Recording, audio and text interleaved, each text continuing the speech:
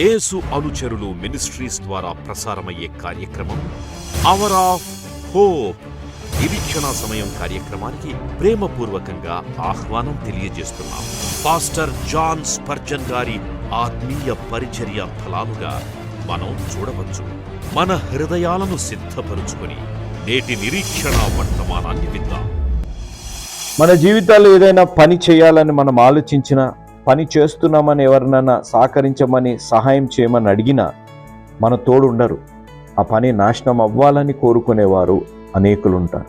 ఎందుకంటే అది మన జీవితానికి, మన కుటుంబానికి, మన చుట్టుముట్టున్న వారికి ఆశీర్వాదకరంగా ఉంటుంది. కాబట్టి ఇలాంటి పరిస్థితుల్లో ఏ పని మనం పూనుకొనగా దేవుడి చిత్తంలో ఉన్న ప్రతి దానిలో దేవుడు మనకు తోడై ఉండి మనల్ని దీవించే క్రీస్తు పరిశుద్ధ నామాన్ని బట్టి మీ అందరికీ శుభాశీస్సులు. ఎలా ఉన్నారు? బాగున్నారా? ఈరోజు ఇంత గొప్ప సత్యాన్ని ఈ కుటుంబం, మా ప్రియులు, మా ఆప్తులు మిస్టర్ అండ్ మిస్సెస్ బాల వీరయ్య గారు, ఫాతిమా మేరీ గారు, వారు హుబ్లీ కర్ణాటక స్టేట్ వాస్తవ్యులు, ఈ కుటుంబాన్ని మీ పాదాల దగ్గర తీసుకొని వస్తున్నాం. వీరు ఈ సత్యాన్ని గ్రహించి ఎవరు తోడున్నా లేకపోయినా దేవుడు తోడు అయి ఉండే దేవుడు అనే ఆత్మీయ అనుభవంలోకి నడిపింపబడి కోట్లాది ప్రజలు ఈ వాక్యాన్ని ద్వారా ఆత్మీయ సత్యంలోకి నడిపింపబడాలని, వారు వెళ్ళలేకపోయినా వెళ్ళేలాంటి యేసు అనుచరుల పరిచయం ప్రోత్సహించిన విధానాన్ని బట్టి దేవుడికి కృతజ్ఞతాస్తుతులు చెల్లిస్తూ ఈ కుటుంబం కొరకే ప్రత్యేకంగా ప్రార్థిస్తాం. కృపా సత్య సంపూర్ణుడైన దేవ, జీవం కలిగిన మా దేవ, మీ పరిశుద్ధ పాదాల దగ్గరికి బాల వీరయ్య గారిని, ఫాతిమా మేరీ గారిని తీసుకొని వస్తున్నాం. వారికి ఇచ్చిన బిడ్డలు ప్రభా ఉదయ్ కుమార్ గారు, అదేవిధంగా అరుణ్ కుమార్ గారు కొరకే మేము ప్రార్థిస్తున్నాం తండ్రి. అదేవిధంగా తండ్రి జ్ఞాన వేదమణి గారు ప్రభా, వారి కిడ్నీ ప్రాబ్లంతో బాధపడుతున్నారు. వారిని మీరు ముట్టి స్వస్థపరచమని కూడా మేము వేడుకుంటున్నాం. ఈ కుటుంబాన్ని మీరు నిండుగా మెండుగా దీవించి ఆశీర్వదించండి. ఈ కుటుంబంలో ఉన్న ప్రతి ప్రార్థన అవసరతని మీరు నెరవేర్చి బలపరిచి దీవించమని మేము వేడుకుంటున్నాం. ఈ కుటుంబంలో ఉన్న ప్రతి ప్రార్థన అవసరతని మీరు నెరవేర్చి వారి జీవితాల్లోనికి దేవుడికి మహిమార్థంగా తీర్చిదిద్దామని మేము వేడుకుంటున్నాం. ఏ పని అయితే వారు చేస్తున్నారో అది మీరు వారి జీవితాల్లో నెరవేర్చండి. అదేవిధంగా ప్రవ్వా వేదమణి అమ్మగారికి కూడా మంచి ఆయుష్ని, ఆరోగ్యాన్ని, ఆశీర్వాదాన్ని మీరు దయచేయమని కూడా మేము ప్రార్థిస్తున్నాం తండ్రి. మీరు తోడై ఉండి మీరు బలపరిచి దీవిస్తారని నమ్ముచున్నాం. ఈ కుటుంబాన్ని అంతటికీ మీ ద్వారా ప్రేరేపింపబడిస్తున్న వాగ్దానము, ఆజ్ఞ, సూక్తి తండ్రి, నీవు పని పూనుకొనుము, యెహోవా నీకు తోడుగా ఉండునుగాక. దినవృత్తాంతుల మొదటి గ్రంథం 22వ అధ్యాయం 16వ వచనం, ఆజ్ఞ, యేసు ప్రభు అయిన నీ దేవునిని నీవు శోధింపవలదని. మత్తయి సువార్త 4వ అధ్యాయం 7వ వచనం, సూక్తి, మన సమస్యల నుంచి వారి పరిష్కారాలకు ఉన్న అతి తక్కువ దూరం మన మోకాళ్ళు నేలకి తగిలే దూరమే. The shorter distance between our problems and their solutions is the distance between our knees and the floor. అవును తండ్రి, మోకాల అనుభవంలోకి ఉన్నప్పుడు ప్రవ్వా మిమ్మల్ని శోధింపకుండా మీరు మా తోడున్నారు అనే ఆత్మీయ అనుభవంలోకి నడిపింపబడతామని ఆత్మీయ సత్యాన్ని ప్రవ్వా మేమందరం గ్రహించి, ప్రాముఖ్యంగా ఈ వాక్యం విని రక్షణ తీర్మానం తీసుకోబోతున్న బిడ్డలు గ్రహించే ఆత్మీయ అనుభవంలోకి నడిపించి బలపరిచి దీవించి ఆశీర్వదించమని మేము వేడుకుంటూ, ఈ వాక్యం వింటున్న ప్రతి బిడ్డని, ఈ వాక్యం విని రక్షణ తీర్మానం తీసుకోబోతున్న బిడ్డలని బాల వీరయ్య గారిని, ఫాతిమా మేరీ గారిని, వారి బిడ్డలు ఉదయ్ కుమార్, అరుణ్ కుమార్ గారిని, ప్రాముఖ్యంగా జ్ఞాన వేదమణి అమ్మగారిని నిండుగా మెండుగా దీవించమని యేసు నామమున అడిగి వేడుకుంటున్నాము తండ్రి. ఆమేన్. హల్లెలూయా.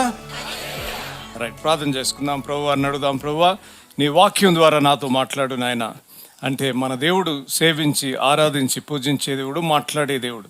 కాబట్టి ప్రతి ఒక్కరు కళ్ళు మూసుకొని తలలు వంచినట్లయితే ప్రార్థన చేసుకుందాం. ప్రార్థన.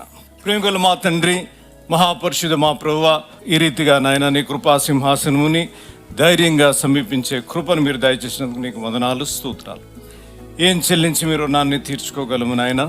కొన్ని నిమిషాలు నాయన నీ వాక్యం వినాలని ఆశపడుతున్నాం ప్రభువా. వినగలిగిన చెవులు, గ్రహించే మనస్సు మీరు మాకు దయచేయండి ప్రభువా.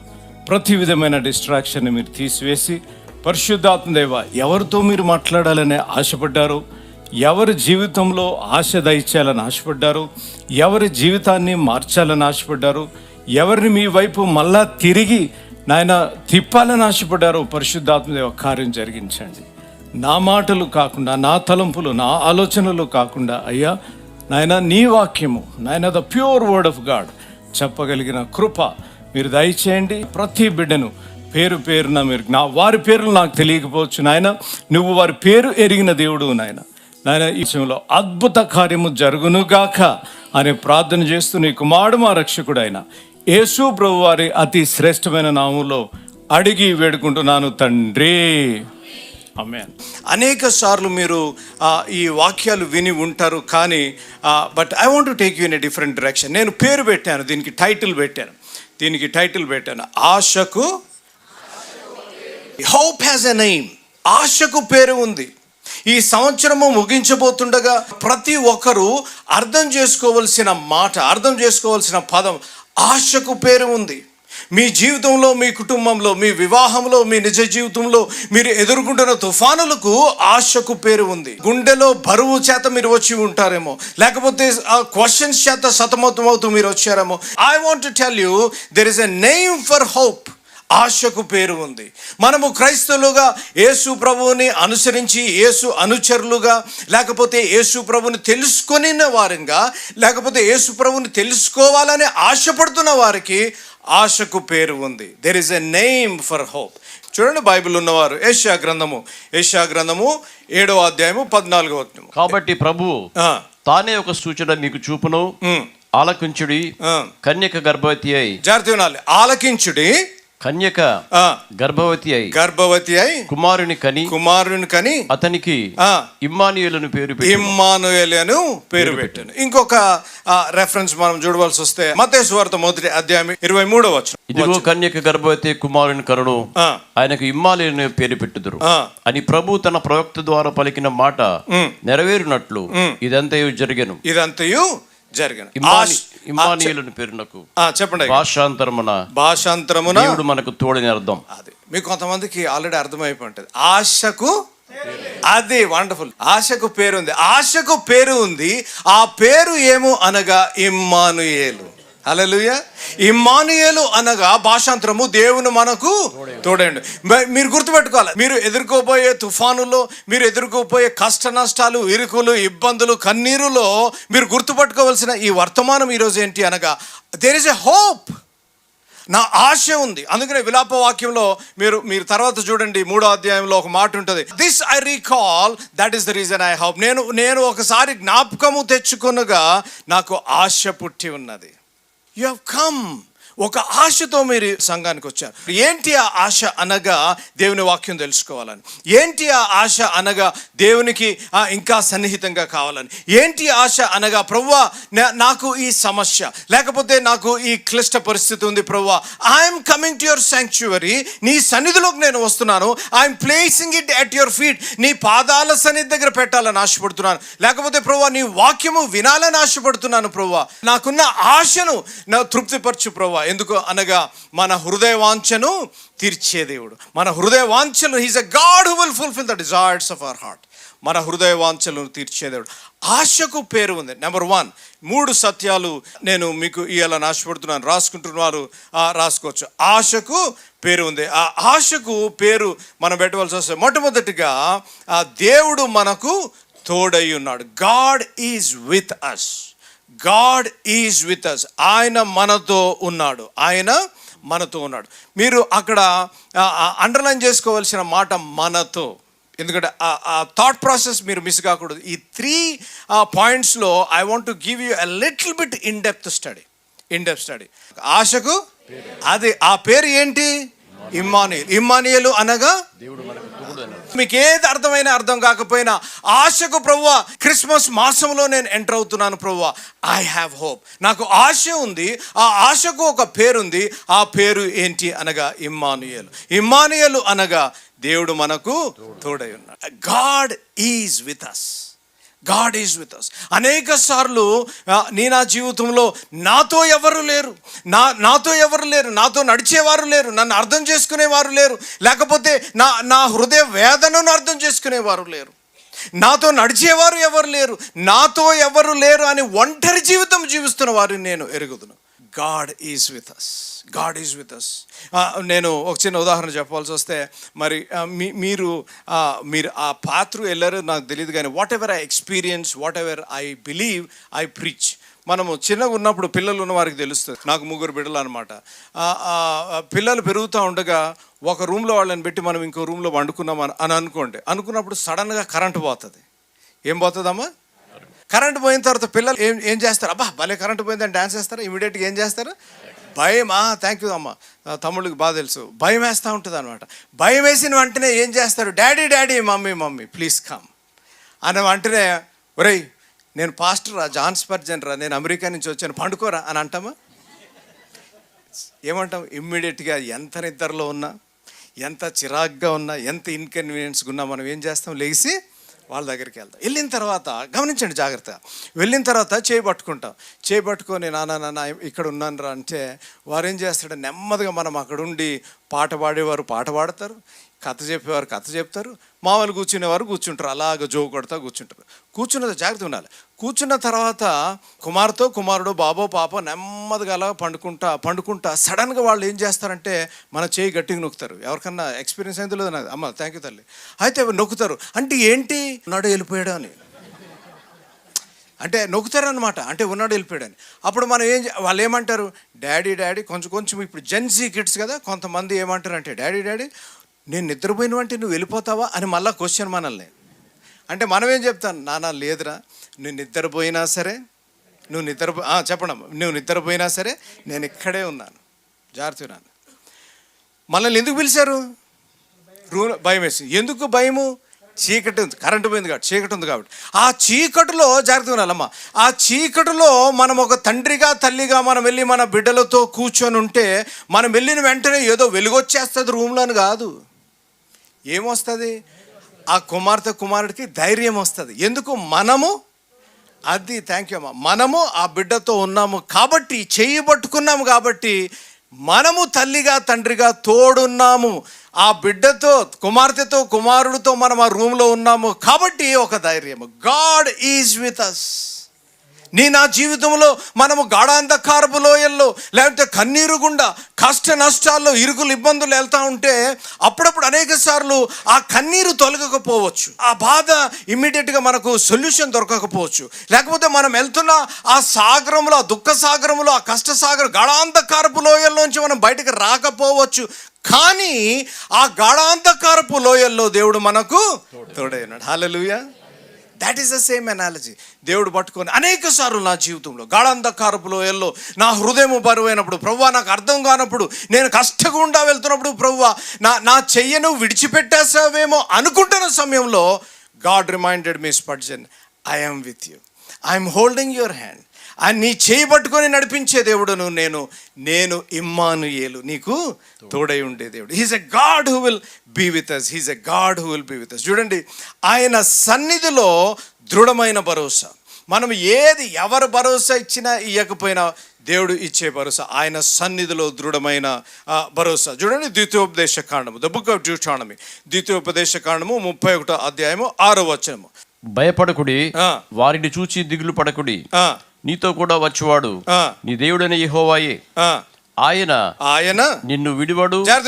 ఆయన నిన్ను విడువడు, నిన్ను ఎడబాయడు. చూసారా? ఆయన నిన్ను విడువడు, నిన్ను ఎడబాయడు. ఆ దేవుడిస్తున్న వాగ్దానం. ఒక ప్రీచింగ్లో నేను ఓల్డ్ టెస్టిమెంట్ న్యూ టెస్టిమెంట్ చెప్తే ఒక తమ్ముడు వచ్చి, అన్న ఓల్డ్ టెస్టిమెంట్ అవసరం లేదు కదా అన్నాడు. అంటే నేనన్నాను, ఓల్డ్ టెస్టిమెంట్ అవసరం లేదు నేను తమ్ముడు, old testament is connected with the new testament. ఆ తమ్ముడు అన్నది, అన్న న్యూ టెస్టిమెంట్ కృపా సువార్త కదా, ఓల్డ్ టెస్టిమెంట్ అవసరం లేదు కదా అని.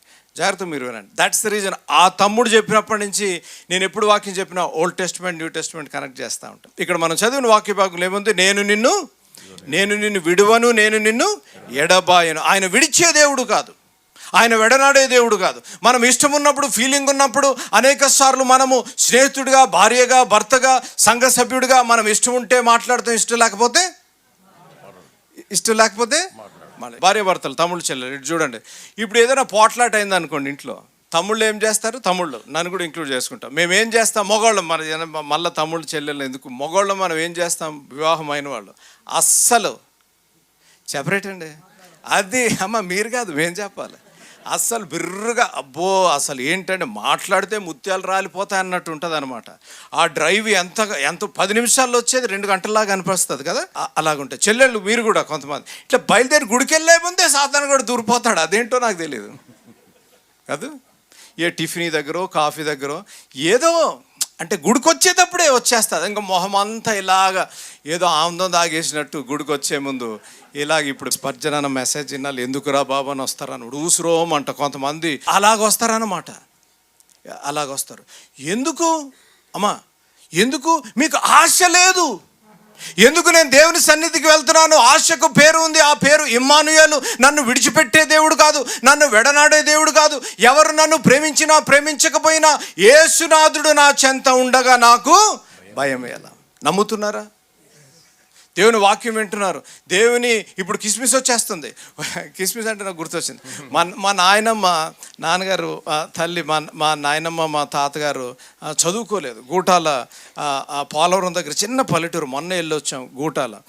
గూటాల్లో ఎప్పుడు క్రిస్మస్కి వచ్చినప్పుడు అప్పుడప్పుడు నేను ఊరికి వెళ్ళేవాడిని. ఊరికి వెళ్ళిన తర్వాత నన్ను స్పర్జన్ అని కూడా తిరిగేది కాదు. నన్ను అంటే ఇంకా అది ఎంత కూని చేయాలో అంత కూని చేసేది నా పేరు. నేనేమో బీపీ వచ్చేసేది అప్పుడు రక్షణ పడని దినాల్లో. నేనన్నా ఒరే పర్జీ అని. పర్జీ కాదు నాయనమ్మా, స్పర్జీ అను తిరిగేది కాదు నాలుగు పాపం.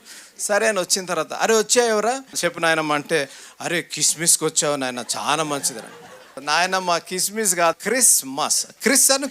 క్రిస్మస్ తిరిగేది కాదు. రక్షింపబడిన తర్వాత నాకు అర్థమైంది, నాయనమ్మ చెప్పేది correct. Correct. We're missing the kiss of Jesus Christ. ఇమ్మానుయేలు ఒక తాకిడి. ఇమ్మానుయేలు మనకు తోడు ఉన్నాడు అని మనం మర్చిపోతున్నాం అంతే. అందుకనే మన జీవితాల్లో కష్టాలు, నష్టాలు. అందుకనే మన జీవితంలో ఇరుకులు, ఇబ్బందులు. చూడండి కీర్తన 23వ కీర్తన 4వ వచనం. గాఢాంధకారపు లోయలో నేను సంచరించినను ఏ అపాయమునకు నేను భయపడను. హల్లెలూయా. గాఢాంధకారపు లోయలో మీరు వెళ్తున్నారేమో, గాఢాంధకారపు లోయలో సంచరిస్తున్నారేమో, గాఢాంధకారపు లోయ నుంచి బయటకు వచ్చారేమో, లేకపోతే గాఢాంధకారంలో మీరు వెళ్తున్నారేమో. ఈరోజు పరిశుద్ధాత్మదేవుడు పలికే మాట, గాఢాంధకారంలో నువ్వు వెళ్ళినా సరే నేను నీకు తోడై ఉండే దేవుడును. ఆయన పేరు ఇమ్మానుయేలు. ఆయన నీకు తోడై ఉండే దేవుడు. ఇన్ని సంవత్సరాలు, ఇన్ని నెలలు, 11 నెలలు తోడై ఉన్న దేవుడు. ఈ డిసెంబర్ మాసంలో నూతన సంవత్సరంలో నీకు తోడై ఉండే దేవుడు. నువ్వు చేయవలసిన పని, నువ్వు నమ్మవలసిన మాట, దేవుడు నాకు తోడై ఉన్నాడు, దేవుడు నాకు తోడై ఉన్నాడు. ఆశ అనగా అగ్నిలేమి కాదు, ఆశ అనగా అగ్నిలో తోడు ఉండే దేవుడు. హల్లెలూయా. మనకు తోడై ఉండే దేవుడు. ఈ మాట రాసుకుంటే నాకు షడ్రక్, మెషక్, అబేద్నెగో గుర్తొచ్చారు. చూడండి, వారు అగ్నిగుండంలో వెళ్ళిన, ముగ్గురు వెళ్ళారు అగ్నిగుండంలో. అక్కడ ఎవరు కలపడ్డారు?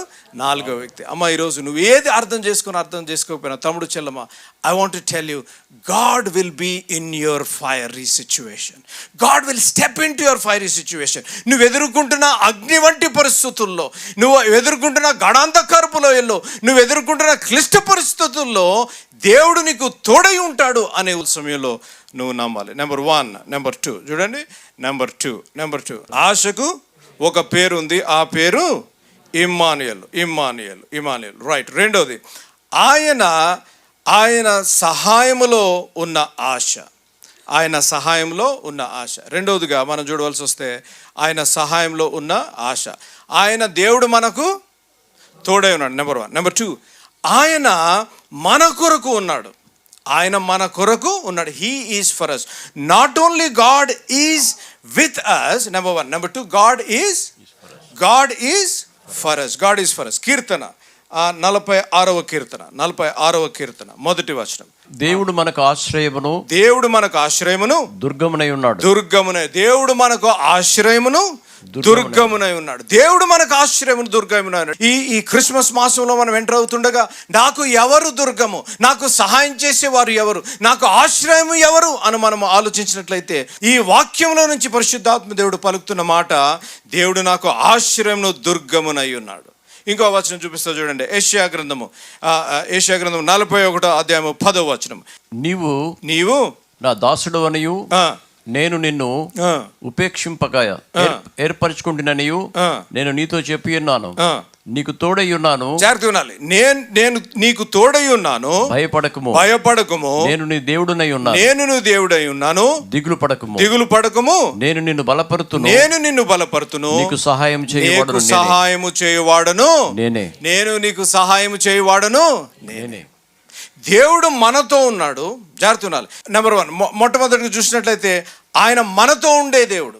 He's a God who will be with us. Number 2, He's a God who will be for us. For us.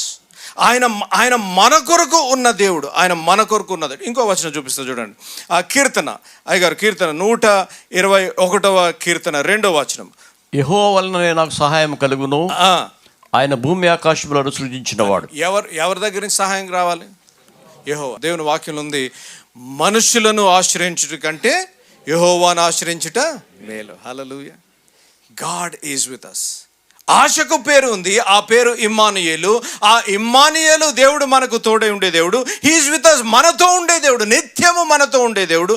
మనతో ఉండుటే కాకుండా మన కొరకు is not only with us, he's for us. He's not against you. నీకు వ్యతిరేకంగా, నీకు ఏదో శత్రువుగా కాదు, కానీ నీతో ఉండే దేవుడు, నీ ఆపత్కాలంలో ఆదుకునే దేవుడు, నీకు ఆశ్రయ దుర్గముగా ఉండే దేవుడు, నీవు కన్నీరు కార్చినప్పుడు నీతో ఉండి నీ పక్షాన వ్యాజ్యమాడే దేవుడు. You may be fighting some battles. నీ హృదయంలో, నీ వివాహంలో, నిజ జీవితంలో, ఉద్యోగంలో, విద్యలో, you may be fighting some battles. God has sent me to tell you, God is for you. అందుకని ఒక మాట ఉంది, పౌలు గారు చెప్పిన మాట, if God be for us, who can be against us? యెహోవా నా పక్షాన ఉండగా నాకు విరోధి. That's it. That should be the foundation words. యెహోవా నా పక్షాన ఉండగా. నువ్వు నీ కష్ట సాగరములో నువ్వు భార్యతో, భర్తతో, వైరమవుతూ, అత్తమామలతో, తల్లిదండ్రులతో, లేకపోతే స్నేహితులతో, అన్నదమ్ములతో, అక్కచెల్లెలతో, సంఘ సభ్యులతో నువ్వు ఎదుర్కొంటున్న తుఫానులో, ఎదుర్కొంటున్న బాధల్లో నువ్వు అనుకుంటున్నావేమో, నా పక్షాన నాకు ఎవరు లేరు, నన్ను ఆదరించేవారు ఎవరు లేరు, నాతో మాట్లాడేవారు ఎవరు లేరు, నన్ను అర్థం చేసుకునేవారు ఎవరు లేరు అని అనుకుంటూ ఉంటే పరిశుద్ధాత్మ దేవుడు పలికిమడ, ఐ యామ్ ఫర్ యూ. చూడండి, యెహోవా మన పక్షాన ఉండగా కాదు. మనకి కొంతమంది ఎవరన్నా స్నేహితులు మనం కష్టంగా వెళ్తున్నప్పుడు ఎవరన్నా ఫోన్ చేసి నేను ఉన్నానబ్బా అంటే ఎంత భరోసా, ఎంత కాన్ఫిడెన్స్ వస్తుంది. ఫ్రెండ్సే అలా చెప్తే కాన్ఫిడెన్స్ వస్తే, సృష్టిని సృజించిన దేవుడు, వింటున్నారా, నోటి మాటతో సృష్టిని సృజించిన దేవుడు చెప్తున్న మాట, స్పర్జన్ యు నో వాట్, నిన్ను ఎవరు పట్టించుకున్నా పట్టించుకోకపోయినా, నిన్ను ఎవరు ప్రేమించినా ప్రేమించకపోయినా, నీతో ఎవరు నడిచినా నడవకపోయినా, దేవుడు పలికే మాట, నేను నీ పక్షాన, ఐ యామ్ విత్ యూ. నీతో ఉండుటే కాకుండా ఐ యామ్ ఫర్ యూ. హల్లెలూయా. అర్థం చేసుకోవాల్సిన మాట, he saying I am with you. చూడండి, నూతన నిబంధన గ్రంథంలో ఇంకొక వచనం చూపిస్తారు. రోమిల్ రాసిన పత్రిక, అయ్యా రోమిల్ రాసిన పత్రిక 8వ అధ్యాయం 31వ వచనం. ఇట్లుండగా ఏమందుము, దేవుడు మన పక్షంలో ఉండగా, దేవుడు మన పక్షాన ఉండగా మనకి విరోధి చూసారా? అది అండర్లైన్ చేసుకోవాలి. అనేక సార్లు మనం ఇంకో మాట చెప్తాను, బైబిల్ వర్సెస్ చెప్పినప్పుడు పరిశుద్ధాత్మ దేవుడు మాట్లాడిన వెంటనే అండర్లైన్ చేసుకోవాలి. బైబిల్ తెచ్చుకుంటాం వల్ల, నాన్నగారు బిల్లీ గ్రామ్ గారు కాన్ఫరెన్స్కి వెళ్ళినప్పుడు ఒక మాట విని పదే వాడుతున్నారు. ఆ మాట సడన్ గుర్తొచ్చింది నాకు. ఎందుకంటే, carry the Bible when you're young, the Bible will carry you when you're old. ఇలా చెప్తే ఒక యూత్ కాన్ఫరెన్స్లో ఓ తమ్ముడు వచ్చి అన్నాడు, అన్న అదేంటని చెప్పండి అన్నాడు. అంటే చెప్తాను, క్యారీ యువర్ బైబిల్ అనగా మనము దేవుని వాక్యాన్ని మనం యవనస్తులుగా ఉన్నప్పుడు మనం మోచినప్పుడు, దేవుని వాక్యాన్ని మోయటం అనగా దీంట్లో ఆ వాక్యాలు నెమరు వేసినప్పుడు, దేవుని వాక్యాన్ని చదివినప్పుడు, దేవుని వాక్యాన్ని కంటత పెట్టినప్పుడు, అంటే నేను ముసలిని కాదు కానీ కొంచెం అద్దాలు వచ్చేసి కొంచెం చదవలేని పరిస్థితుల్లో, లాంగ్ డిస్టెన్స్ ఏజ్ అవుతుండగా లాంగ్ డిస్టెన్స్, షార్ట్ డిస్టెన్స్ వచ్చి, ఇంకా కొంచెం వయసులో పెరుగుతుండగా మెమరీ పవర్ కొంచెం అలా తగ్గుతున్నప్పుడు, చదవలేని పరిస్థితుల్లో యవన కాలంలో చదివిన బైబిల్ వర్సెస్, యవన కాలంలో వేసిన మెమరీ వర్సెస్ అప్పుడు జ్ఞాపకం వస్తాయి. అదే అన్నమాట నేను చెప్పేది. Carry your Bible when you're young, the Bible will carry you when you're old. Praise Lord అమ్మా. కానీ ఏంటి ఇంత ఆవేశంగా ఉన్నావు? ప్రైజ్ లార్డ్ బాగానే చెప్పావు, కానీ బైబిల్ పరిశుద్ధ గ్రంథం అని కదా, అందరు భూతు గ్రంథం అని అంటున్నారన్న. భూతు గ్రంథం అని ఎందుకు అంటున్నారు తెలుసా అమ్మా నీకు? పరమగీత పుస్తకం వల్ల అంటున్నారు. కరెక్టే అమ్మా, అంటున్నారు. నువ్వు చదివావా పరమగీతం? లేదన్నా. భూతు గ్రంథము అని అంటున్నారు. మగవాళ్ళు కూడా చదవలేరు అని అంటున్నారు. విమర్శకి ప్రతి విమర్శ ఇస్తే మనం యేసు అనుచరులం కాదు. కాబట్టి యేసు అనుచరులుగా జీవిస్తున్న మనము ముందుగా వాక్య జ్ఞానాన్ని సంపాదిస్తే దేవుడి ప్రేమ ఎంత గొప్పదో మనకు తెలుస్తుంది. కాబట్టి యేసు అనుచరులుగా ఈ పరమగీత ధ్యానాలు చదవకుండా దాని మీద కోపం తెచ్చేసుకొని విమర్శకి ప్రతి విమర్శ చేయడానికి ముందుగా పరమగీత ధ్యానాల విషయంలో యేసు అనుచరులుగా ఒక పరిష్కారంతో వచ్చాం. ఒక అద్భుతమైన పరిష్కారం. అదేంటో తెలుసా? సర్ప్రైజ్. పరమగీత వచనం వెంబడి వచ్చిన ధ్యానాలు. ఎవరైతే బూతు పుస్తకం అని దీన్ని అంటున్నారో వారికి ఏదో మేము జవాబు చెప్పేసేయాలని కాదు, కానీ వారు బూతు పుస్తకం అంటున్నారు. ఎందుకు? తమ్ముడు గారు చెప్పిన రీతిగా చదవలేదు కాబట్టి వారు చదివి అర్థం చేసుకోవాలి. ఈ పరమగీత ధ్యానంలో ఉన్న అద్భుతమైన ఆధ్యాత్మిక సత్యాలు నాన్నగారు రాసి స్వహస్తాలతో రాసిన ఈ పుస్తకాన్ని మీరు తీసి చదువుడు ద్వారా ఎవరైతే బూతు పుస్తకం అంటున్నారో వారికి కనులు తెరుచుకునే రీతిగా నాన్నగారు రాశారు. కాబట్టి చదవకుండా మనం కామెంట్ చేస్తానికి బదులుగా మరి పరమగీత అనే బుక్ మీరు తీసుకొని క్రైస్తవులు క్రైస్తవేతరులు ఈ బుక్ ఆర్డర్ చేసి చదివిన తర్వాత దీంట్లో ఉన్న ప్రేమ అనురాగము ప్రత్యేకంగా యవనస్తులకు వివాహమైన వారికి ఈ బుక్ ఎంతగానో దీవెనకరంగా ఉంటుందని మరి యేసు అనుచరులుగా ఈ బుక్ని మీకు అందిస్తున్నాం. కేవలం ఈ బుక్ 4 అధ్యాయులే 370 పేజీలు వచ్చింది. కాబట్టి యవనస్తులైన, పెళ్ళైన వారైనా, వృద్ధులైన ఈ బుక్ చదవండి. దీంట్లో ఉన్న మాధుర్యాన్ని తెలుసుకోండి. విమర్శకి ప్రతి విమర్శ కాకుండా కేవలం దేవుని ప్రేమ ఎంత గొప్పగా వివరింపబడ్డది పరమగీతంలో అనేది మీరు తెలుసుకోండి. ప్రాముఖ్యంగా సేవకులుగా, విశ్వాసులుగా మీరు ఈ బుక్ తెప్పించుకోవాలి అనేది మా మనవి. ఈ బుక్ ఖరీదు ఎంత అనే వివరాలు కిందున్న ఫోన్ నెంబర్లకు మీరు ఫోన్ చేసి కనుక్కోండి. ప్రేమ అనే దాని మీద 12 నెలలు సంపూర్ణంగా ఉండేటట్టు ప్రేమ అనే క్యాలెండర్ మీద వేస్తాం. కాబట్టి విమర్శల కంటే ప్రేమ మీద, వివాహాన్ని కట్టుకునే దాని మీద ఎక్కువగా మనం కేంద్రితం అయితే మంచిది. తమ్ముడు, అయితే నువ్వు చెప్పిన దానికి ఇప్పుడు క్రిస్మస్ వచ్చేస్తుంది. ఎలాగన్నా క్రిస్మస్ గిఫ్ట్ కింద, న్యూ ఇయర్ గిఫ్ట్ కింద పరమగీత బుక్ క్యాలెండర్ మనం ఇవ్వచ్చు అనమాట. డెఫినెట్గా భార్య భర్తకి ఇవ్వచ్చు, భర్త భార్యకి ఇవ్వచ్చు. ఇద్దరు కలిసి చదివితే వివాహము తప్పనిసరిగా కట్టబడుతుంది. మీ తోబుట్టులు కూడా ఈ బుక్ ఇవ్వచ్చు. క్రైస్తవేతరులకి ఎవరికైనా దేవుని ప్రేమ చెప్పడానికి అనయ్య ఈ బుక్ వస్తుంది. వండర్ఫుల్. సో మొట్టమొదటిగా చెల్లి ఎంత ఆవేశంతో వచ్చి ప్రశ్న అడిగింది కాబట్టి ఈ బుక్ని అన్నదమ్ములముగా మరి చెల్లికి ప్రజెంట్ చేద్దాం. చెల్లి చదివి దీంట్లో ఉన్న ప్రేమ అనురాగం తెలుసుకోవాలని మా ప్రార్థన. తమ్ముళ్ళు చెల్లెళ్ళు ప్రత్యేకంగా జాగ్రత్తగా ఉన్నాడు. ఈ బుక్ స్టాక్ ఉన్నంత వరకు లోపల మీరు ఆర్డర్ చేసేసుకోవాలి. ఎందుకంటే ఎంతో ఫాస్ట్గా పోతుంది ఇది ఈ పరమగీత ధ్యానాలు. కాబట్టి స్టాక్ ఉన్నప్పుడే ఆర్డర్ చేసుకోండి. ఇమ్మీడియట్గా ఈ నెంబర్స్కి కాల్ చేసి మీ కాపీని మీరు ఆర్డర్ చేసుకోండి. ఎప్పుడైతే వాక్యాన్ని మీరు బోధిస్తారో వివాహాలు కట్టబడతాయి, కుటుంబాలలో ప్రేమ వస్తుంది.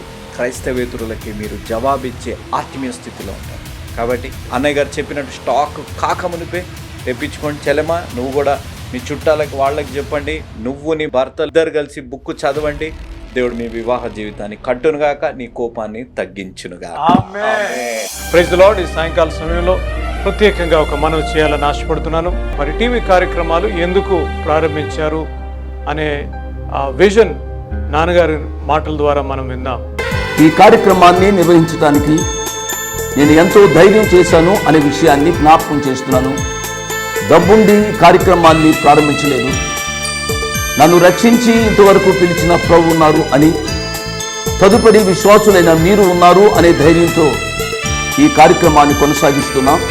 విన్నారు కదా, నాన్నగారు దేవుని మీద ఆధారపడుతూ దేవుడు ఉన్నారని, తర్వాత ప్రోత్సహించి ప్రేమించే మీరు ఉన్నారని నాన్నగారు ఈ టీవీ కార్యక్రమం ప్రారంభించారు. మరి నాన్నగారు లేరు కదా అని టీవీ కార్యక్రమాలు ఆగిపోకుండా కొనసాగించాలని, నాన్నగారు హృదయాభిలాష ఆత్మల రక్షణ, నశించు ఆత్మల పట్ల భారము, కుటుంబాలు కట్టబడాలని, ఆత్మలు రక్షింపబడాలని నాన్నగారు హృదయాభిలాష. దేవుని హృదయాభిలాష కూడా అదే ఉద్యమంలో యేసు అనుచరులుగా మరి నేను తమ్ముడు బాక్సింగ్ ముందు కొనసాగాలని ఆశపడుతున్నాము. 40 సంవత్సరాలు పైగా నాన్నగారితో మీరు తోడున్నారు, నాన్నగారిని ప్రోత్సహించారు, ఇంత సేవ చేయగలిగారు అనగా దేవుని కృప, తర్వాత మీరు చేసిన సహకారము, మీరు చేసిన ప్రార్థనలు. అదే సహకారము, అదే ప్రార్థన మరి నాతో పాటు బాక్సింగ్తో పాటు కూడా ఉంటుందని నేను ఆశిస్తున్నాను. మరి ఈ టీవీ కార్యక్రమాలు ఆగకుండా సాగాలి అనగా మీ ప్రార్థన సహకారము, మరి మీ ఆర్థిక సహకారము ఎంతైనా అవసరము. మరి మీ చేతులు మాతో పాటు కలపండి. మీ గురించి నిత్యము ప్రార్థించి నశించు ఆత్మల పట్ల మా ఆఖరి శ్వాస వరకు, నేను ఆఖరి శ్వాస వరకు మేము పనిచేస్తాము అని నేను తెలియజేస్తున్నాను. కాబట్టి మరొకసారి దేవుడు మిమ్మల్ని దీవించి ఆశీర్వదించును గాక. May God bless you.